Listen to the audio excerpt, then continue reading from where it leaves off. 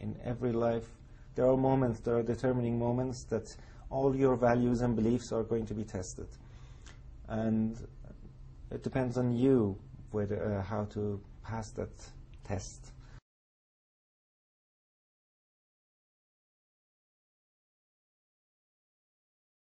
You know, it was a march of silence in protest to show how peaceful they were, how they just wanted a recount, and they weren't expected, they were not going to try to overthrow the regime or the state. They just wanted to get some clarification regarding the elections. A day after the Supreme Leader of Iran declared officially that no more demonstrations were allowed in protesting against the election results, a huge crowd were gathering in one of the main squares of Tehran. They met the police, they were dispersed by the police, and about 20 people moved in the small alley that leads to where our office is located. I asked my colleagues to join me, and I told them, let's go back.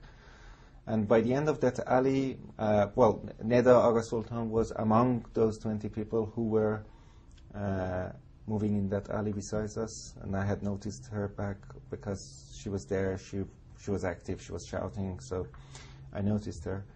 And in the end of the alley where people just waited, you know, a little bit confused, they didn't know where to go, what to do exactly. In that confusion we hear the blast, and then I noticed that blood was gushing out of this lady's chest, and I realized that she was shot.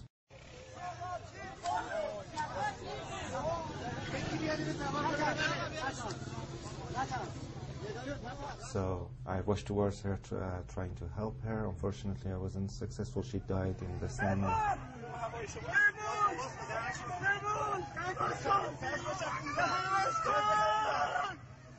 I knew there would be violence, but I never believed that it could be to this extent. You know, I thought that they would start beating people, they would start arresting people, but shooting them in the chest, shooting civilians, unarmed civilians in the chest, in the eye, in the head, I could have never imagined that. I left Iran about 4 days after this incident, and in the beginning I wasn't intending to talk about it because I thought the film was out, everybody knew about it, and the government would react accordingly to find, to somehow respond to it, punish the persons involved, those responsible, or at least investigate the case. But when I left Iran, I realized that that wasn't the case, and the government was denying the whole thing. What concerns me a lot is the situation in Iran at the moment. All those people who have died, I don't want those bloods to have been shed in vain. I don't want those people who are still in prison, you know, those long-term imprisonment sentences, all those tortures or those rapes, and how long will that go on? I don't, unless some concrete steps are taken, this will go on for a while, and a lot of blood will be involved, and we don't want that.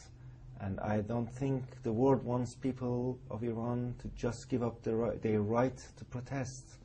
That's an essential right, an essential human right. And does the world want that? If not, they need to take some steps to support the people.